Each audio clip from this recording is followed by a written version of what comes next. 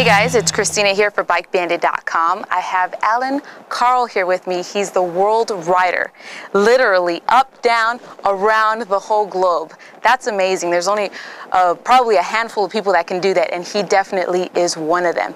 Karl, I'm so excited to meet you. Thank you for stopping in. Thanks. How you doing? Thanks, Christina. I'm doing fantastic. Great to be here at Bike Bandit. So tell me what you do for a living besides this awesome tour you took. Well, I am a marketing person, Okay. digital marketing strategist. So I help companies communicate, use social media, build websites, user experiences, and branding. Yeah. So you're a creative guy. I am. Awesome. Yeah. It's great fun. Creative, Yeah. Always changing, always learning something new. Yeah. So tell me a little bit about your inspiration with this world tour. So this world tour, there's a lot. I mean, I sometimes like to say, well, I had been working a real lot and decided that there was more to life than just working. I enjoy the creative process, I enjoy that, but I quit my job, and it was a company that I actually had started.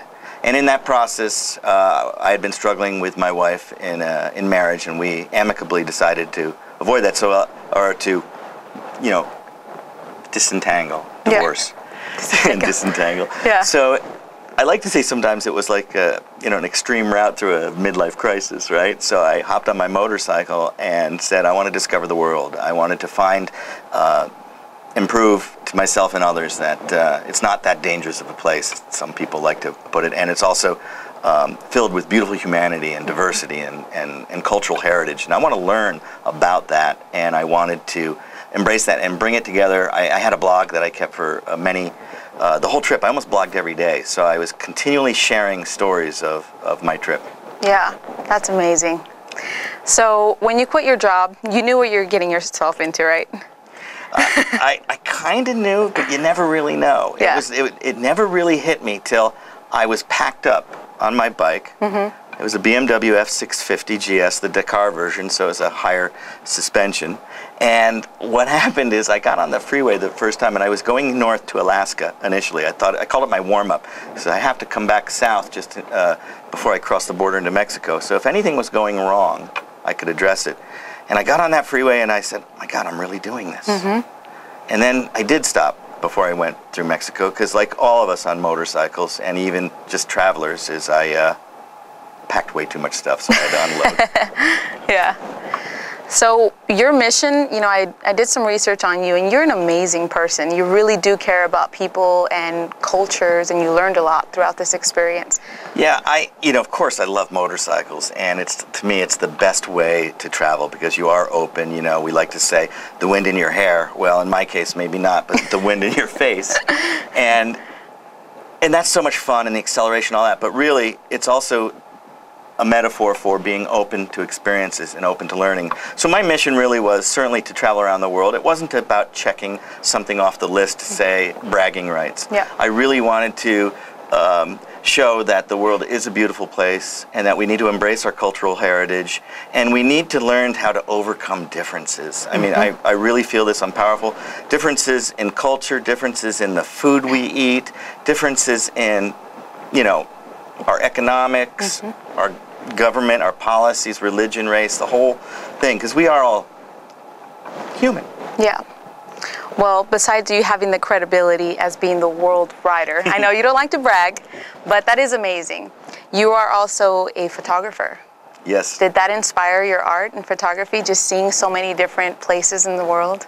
As a photographer and a writer, because I combine those two together, it had always been my passion. I mean, my three passions really were, I always wanted to travel around the world, and I am a photographer. I love photography, and I love to write. I was blogging before people knew what blogs were, and I thought, wow, what a great opportunity to pull all of my passions together and pursue my dream, to be able to shoot amazing places and people, and to be able to write about it, and to be able to see it and experience that. So, yeah, Christina, I love the photography. People say, well, you can be inspired in your own backyard, and I believe that. But I was searching definitely bigger and grander visions. Yeah. So I know you did mention that, the world, or people perceive the world as being a dangerous place. You traveling the whole world, did you experience any challenges or any points in time where you felt you were in danger? It's a great question, and people always ask that. And I have to say that, yeah, there's probably one or two times where I really felt like I shouldn't be in the place that I'm in. And I believe that you have to be open, and you have to, if you go into a situation where you're afraid that something's going to happen, probably something's going to happen. But if you go into a situation where you think good's going to happen, I guarantee good's going to happen. There were probably two incidences, and actually there was one incident right here in the United States on my way back from the East Coast back to California after I was on my coming home part of the journey, that I actually did feel in a city somewhere in the middle of our country that I felt maybe I shouldn't be here. Wow. But for the most part, no, I was never mugged, ripped off. I did get pickpocketed in a subway. I wasn't on my bike, but I was in a subway. But that can happen in any city. Oh yeah, that's happened to me in Mexico. Yeah. In Tijuana. Yeah. So I'm sure people ask you, you know, what was your favorite place? But what I want to know is, what was your favorite moment in what place? My favorite moment in what place? That is really a good question, and I have to think about that. At least the one that's coming to my mind right now. I had several accidents on my journey, but I had crashed going over some railroad tracks in Bolivia, and parts of my bike got bent, and I needed to find a place where I could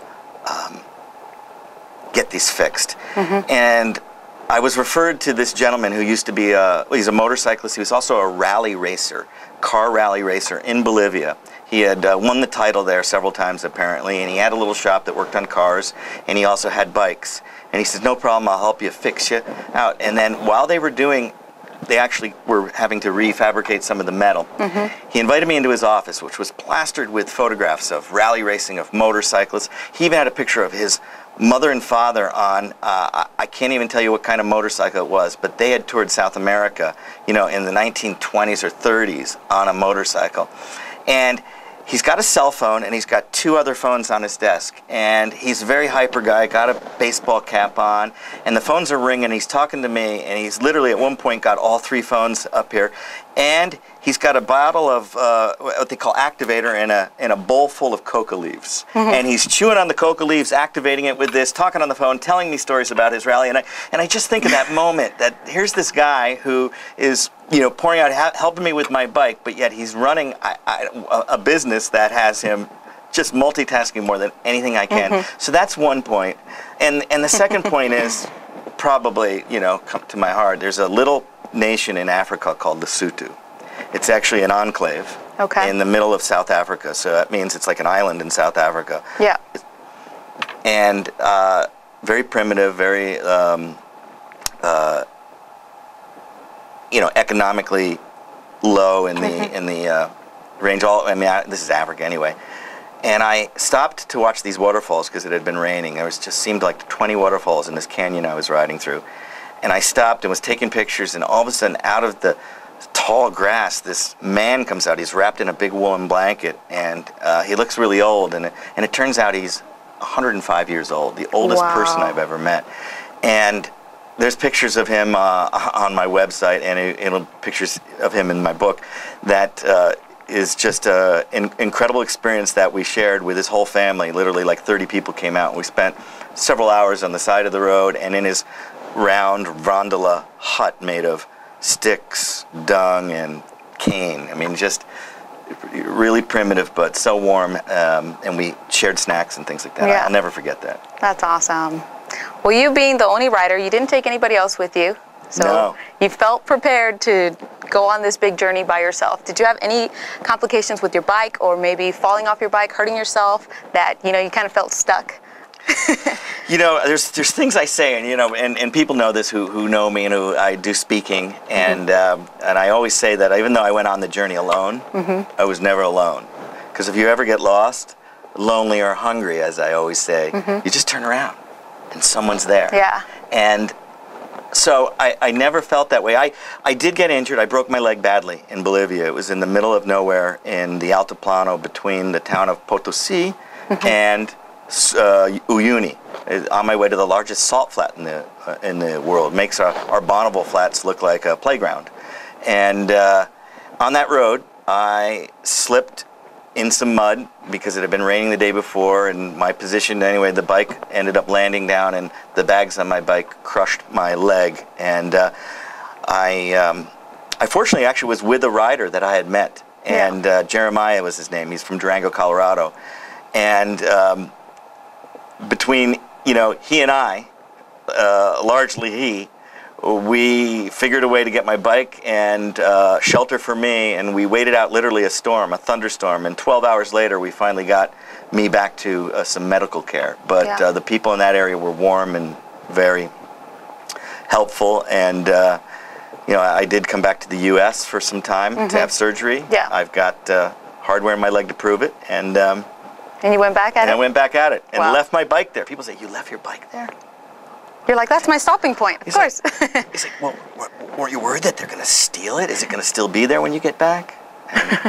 No, it was there. This is Doc. This is my nombre de mi moto is Doc. Doc? Doc. Okay. Wake up, Doc. Hello? You, sí. Oh, there you are.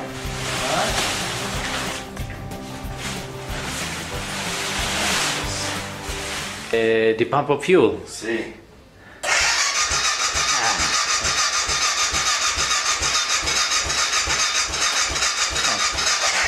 Yeah, better. So as luck would have it, looks like our specialista de batería, that my battery is dead. We tried to start it on its own, just got the click of the solenoid. Then we tried to jump start it again. No problem, it took a little effort getting it started, but quick enough.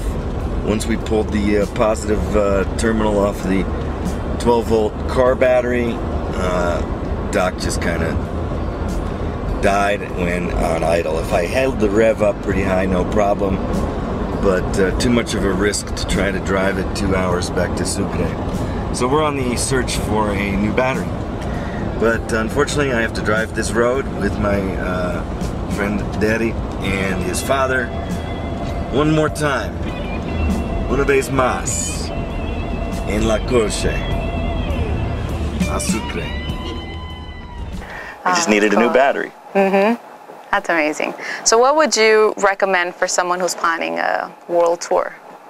So I would recommend that you certainly do the planning, learn about the places you're going to go to. Try to learn the language. I was able to speak Spanish by the time I was out of Mexico, so I really focused on, and when you travel alone, you're forced to communicate in the native tongue. And if you expect English everywhere you go, you will always be able to find it, but you're going to also miss out on much the rich culture of interacting with people. So learn the language, learn about the places, a little bit about the history before you go. And finally, people ask me also, well, what should I pack? Yeah. And you know, there's so much gear, and we could have a whole thing on gear, and especially at Bike Bandit, you know, you guys have just a great catalog of stuff, and you know, I could drool and want to carry it all, but it would just pack my bike down even more. So what I usually say is, we'll talk about the gear later, but make sure you pack your patience. Yeah. Because if you don't have the willingness to stop and relax and, you know, remove your expectations, don't get frustrated. Things take time, but they will come together. Pack your patience. Wow, that's awesome. So tell me a little bit about the book that you wrote about your experience. So I am so excited about this book. It's called, well, first of all, to set the premise, so people know, I spent 3 years traveling on the motorcycle through 35 countries on 5 continents and went 62,000 miles. So the book is, you know, 3 years, 5 continents, 1 motorcycle, Forks, a quest for culture, cuisine, and connection. And it's about almost 300-page hardcover. It will be. It's not printed yet. We'll talk about that. It's a 300-page book with about 500 photographs and stories from each of those 35 countries. And because I really believe in the experiential part of this trip and traveling and culture, I've got at least 1 recipe from each of the countries I've traveled. So I like to say that with this book, it's got something for everyone. You don't have to be a motorcyclist, but it's got photographs from 35 different countries so you can see them. It's got stories of culture and connection so you can feel them and the people and the culture. And it's got food so you can taste it. And it's also got, it's my story, you know, it certainly is. But what's cool about the book is you don't have to read it start to back. You can, but you could just pick a country. Say you want to learn a little bit about Sudan and what happened to this guy in Sudan. You can flip to the Sudanese chapter and read it with the understanding about this is somewhere mid the trip, and it's good. So you can experience Sudan and then cook the recipe for Sudan, invite friends over. So that's I guess the best summary I could say. So where can we find the book if we wanted to purchase it? So this book, right now, what I'm trying to do is I've invested 3 years of my life, 3 more years than just the journey, in writing, producing this book. And it's ready to go. I brought my marketing and experience to it. It's a beautiful design. Michael Paff is a designer, and I have a production team of, you know, Bonnie Toth and many others who have really contributed, so it's really gorgeous. I haven't been able to raise enough money to print it yet. So what I'm doing is I'm using crowdfunding, Kickstarter, in order to try to get people to pre-order the book.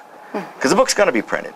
But I need the money to print it, to pay for it. So Kickstarter, so you can go to forksthebook.com, and that will take you to the Kickstarter page. Or you can just go to Kickstarter and search Forks.